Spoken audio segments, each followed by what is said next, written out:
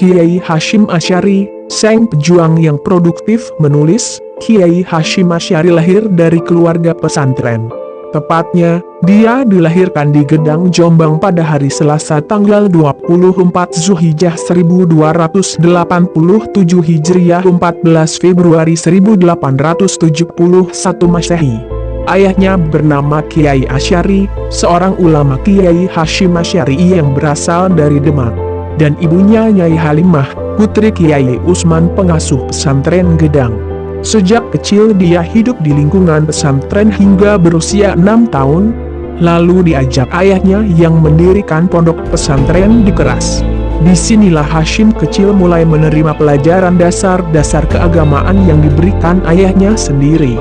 Di sana dirinya juga dapat melihat secara langsung bagaimana ayahnya membina dan mendidik para santri. Hasyim hidup menyatu bersama santri. Dia mampu menyelami kehidupan santri yang penuh kesederhanaan dan kebersamaan. Semua itu memberikan pengaruh yang sangat besar pada pertumbuhan jiwa dan pembentukan wataknya di kemudian hari. Hal itu ditunjang pula oleh kecerdasannya yang memang brilian. Hasratnya yang besar untuk menuntut ilmu mendorongnya belajar lebih giat dan rajin. Karena kepandaian yang dimilikinya, dirinya diberi kesempatan oleh ayahnya untuk membantu mengajar di pesantren. Lantaran merasa tak puas dengan ilmu yang diterimanya, maka saat berusia 15 tahun dirinya mulai berkelana dari pesantren satu ke pesantren lainnya. Mulai dari pondok pesantren Wonokoyo Probolinggo, pesantren Pelangitan Tuban, pesantren Panggilin Semarang, pesantren di Madura, pesantren Demangan, dan terakhir di pesantren Siwalan Surabaya. Setelah menetap 2 tahun di sini, oleh Kiai Yakub pengasuh pesantren Siwalan, dirinya dinikahkan dengan putrinya. Pada tahun 1892, anak ketiga dari 11 bersaudara ini berangkat ke Tanah Suci dan menetap selama 7 tahun. Di Makkah dia belajar pada para ulama yang terkenal di sana, seperti Syekh Ahmad Amin Al-Attar, Syekh Ibrahim Arab, Syekh Rahmatullah, Syekh Setiamani, Syekh Soleh Bafadol, dan Syekh Sultan Hasyim Dakastani. Selain itu juga berguru kepada para sayyid, seperti Sayyid Ahmad Zawawi, Sayyid Sultan Ibn Hashim, Sayyid Abbas Al-Maliki, Sayyid Ahmad bin Hasan Al-Attas, Sayyid Alwi Al-Segaf, Sayyid Abu Bakar Syata Al-Dinyati, dan Sayyid Husain Al-Habsyi yang saat itu menjadi mufti di Makkah. Selain belajar kepada ulama Hijaz, dia juga berguru kepada ulama Indonesia sendiri yang mengajar di sana, seperti Syekh Syuaib bin Abdurrahman, Syekh Ahmad Khatib Minangkabawi, dan Syekh Mahfuzal Tarmisi asal Jawa Timur. Karena ilmunya dinilai mumpuni, Kiai Hasyim Asy'ari dipercaya untuk mengajar di Masjidil Haram bersama 7 ulama Indonesia lainnya. Di sana beliau mempunyai banyak murid dari berbagai negara. Di antaranya ialah Syekh Sadullah Al-Maimani, mufti di Bombay, India, Syekh Umar Hamdan, ahli hadits di Mekah, Al-Syihab Ahmad Ibn Abdullah, Syria, Kiai Abdul Wahab Hasbullah, Tambak Beras Jombang, Kiai Asnawi, Kudus, Kiai Haji Dahlan, Kudus, Kiai Haji Bisri Syansuri, Denanyar Jombang, dan Kiai Haji Saleh Tayu. Setelah mengantongi berbagai disiplin ilmu keislaman mulai ilmu tafsir, ilmu hadits, teologi, fiqh, tasawuf dan sebagainya, dirinya kembali ke Indonesia. Disinilah dirinya mulai berjuang mengembangkan masyarakatnya dari kebodohan dan keterbelakangan. Tapi sebelumnya, dia singgah terlebih dahulu di Johor, Malaysia untuk mengajar di sana. Baru pada tahun 1899, Kiai Hasyim Asy'ari kembali ke tanah air. Dan tak lama berselang, dirinya mendirikan pondok pesantren Tebuireng. Dirinya banyak menerapkan pendidikan pesantren model baru seperti memperkenalkan sistem pendidikan madrasah.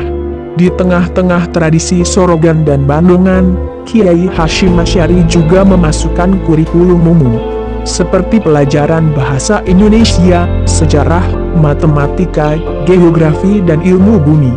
Di samping itu juga dikenalkan sistem musyawarah dan diskusi kelas, berorganisasi, serta berpidato. Selain aktif mengembangkan pendidikan di pondok pesantren, Kiai Hashim Asy'ari juga aktif menggerakkan umat lewat organisasi kemasyarakatan. Berkat kegetulan berorganisasinya, dirinya pernah menjabat sebagai Rais Akbar pertama organisasi NU, sebagai Ketua Dewan Majelis Islam ala Indonesia, MIAID, dan juga sebagai pimpinan tertinggi Majelis Syura Muslim Indonesia, MASYUMI. Lantaran makin represifnya perlakuan penjajah Belanda terhadap rakyat Indonesia, dirinya terpaksa melawannya dengan keras. Lalu Belanda pun membuat siasat, dengan mengirim seseorang yang disuruh membuat keonaran di pondok pesantren Tebu Ireng. Karena orang tersebut dihajar ramai-ramai oleh santri hingga tewas, maka Belanda pun menangkap Kiai Hashim Asy'ari dengan tuduhan pembunuhan. Dalam pemeriksaan, Kiai Hashim yang sangat piawai dengan hukum-hukum Belanda ini, sanggup menepis semua tuduhan tersebut dengan taktis. Akhirnya beliau pun dilepaskan dari jeratan hukum. Pihak Belanda pun marah, sehingga mengirimkan beberapa kompi pasukan untuk memporak-porandakan pesantren Tebu Ireng. Hampir seluruh bangunan pesantren porak-poranda, serta kitab-kitab kuning yang ada dihancurkan dan dibakar. Perlakuan represif Belanda ini terus berlangsung hingga masa-masa revolusi fisik tahun 1940-an. Pada bulan Maret 1942, pemerintah Hindia Belanda menyerah kepada Jepang. Karena Kiai Hashim Asy'ari menolak melakukan seikra'i, kewajiban membungkukkan badan ke arah Tokyo sebagai penghormatan ke Kaisar Hirohito dan ketaatan kepada Dewa Matahari, dirinya dijebloskan Jepang ke dalam penjara. Penahanannya dilakukan secara berpindah-pindah, mulai dari penjara Jombang, Mojokerto, dan akhirnya ke penjara Bubutan Surabaya. Selama dalam tahanan, Kiai Hashim mengalami banyak penyiksaan fisik sehingga salah satu jari tangannya menjadi patah tak dapat digerakkan. Setelah 4 bulan di penjara, pada tanggal 18 Agustus 1942 dirinya dibebaskan, lantaran banyak berdatangan protes dari para kiai, santri dan masyarakat. Itu juga berkat lobi yang dilakukan putranya Wahid Hashim dan Kiai Wahab Hasbullah dalam menghubungi pembesar-pembesar Jepang, terutama Saikyo Shikikan di Jakarta. Ketika tentara NICA, Netherlands Indian Civil Administration, yang dibentuk oleh pemerintah Belanda membonceng pasukan sekutu yang dipimpin Inggris datang kembali ke Indonesia pada tanggal 22 Oktober 1945, Kiai Hashim Asy'ari bersama para ulama mengeluarkan fatwa yang kemudian dikenal dengan Fatwa Resolusi Jihad. Fatwa tersebut berisi, bagi umat Islam yang telah dewasa berjuang melawan Belanda adalah fardu ain, dan mati di medan perang dalam rangka memerangi musuh Islam adalah syahid, dan masuk surga. Segera ribuan kiai dan para santri bergerak ke Surabaya. Umat Islam yang mendengar resolusi jihad itu keluar dari kampung-kampung, dengan membawa senjata apa adanya untuk melawan pasukan gabungan NICA dan Inggris. Maka pada tanggal 7 November 1945, umat Islam membentuk partai politik bernama Majelis Syuro Muslim Indonesia, MASYUMI, dan memilih Kiai Hashim Asy'ari sebagai ketua umumnya. Pembentukan MASYUMI merupakan salah satu langkah konsolidasi umat Islam dari berbagai faham. Dipilihnya Kiai Hashim Asy'ari karena dirinya memang dikenal sebagai penganjur, penasehat, sekaligus jenderal dalam gerakan laskar-laskar perjuangan. Dirinya adalah sosok yang tak mau tinggal diam dalam membangun masyarakat, negara, dan bangsa. Lewat organisasi massa dan partai politik beliau memperjuangkan nilai-nilai keadilan, kemerdekaan, kesejahteraan, keamanan, dan kebahagiaan umat manusia sebagaimana cita-cita Islam. Bahkan Jenderal Sudirman dan Bung Tomo senantiasa meminta petunjuk kepada Kiai Hashim Asy'ari. Seperti ketika akan menentukan tanggal penyerbuan di Surabaya, Bung Tomo dan beberapa tokoh waktu itu datang di kediaman beliau. Maka malam itu juga mereka diajak melakukan salat istikharah. Dan keesokan harinya, ditentukanlah waktu penyerangan itu adalah tanggal 10 November 1945. Maka Bung Tomo pun menggelorakan semangat untuk melakukan perlawanan bersenjata melalui siaran radio. Melalui radio pula Bung Tomo memompa semangat arek-arek Surabaya yang punya semboyan lebih baik berjuang dan mati daripada hidup kembali dijajah.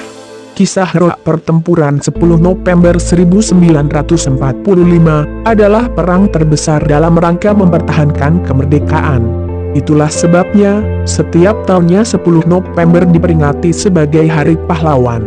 2 tahun setelah kemerdekaan, beliau pulang ke pangkuan rahmatullah. Tepatnya, wafat pada tanggal 7 Ramadan 1366 Hijriah 25 Juli 1947 Masehi. Sebelum meninggal, beliau menerima seorang utusan Jenderal Sudirman dan Bung Tomo. Mendengar paparan situasi di medan pertempuran, yang waktu itu Belanda banyak membantai rakyat tidak berdosa di Surabaya dan Malang, beliau langsung pingsan dan menghembuskan nafas terakhir pada saat menjelang subuh hari ke-7 Ramadan. Guna mengenang jasa-jasa almarhum, pemerintah Indonesia menganugerahkan penghargaan sebagai pahlawan kemerdekaan. Di samping aktif mengajar, berdakwah, dan berjuang, Kiai Haji Hashim Asy'ari juga termasuk sebagai penulis yang produktif. Karya-karya beliau merupakan jawaban atas berbagai problematika masyarakat. Misalnya ketika umat Islam banyak yang belum paham persoalan tauhid dan akidah, beliau lalu menyusun kitab tentang akidah diantaranya Al-Kalaid fi Bayani ma Yajib Minal Aqaid, Ar-Risalah Al-Tauhidiyah, Risalah Ahli Sunnah wa Al-Jamaah, Al-Risalah fi Al-Tasawuf.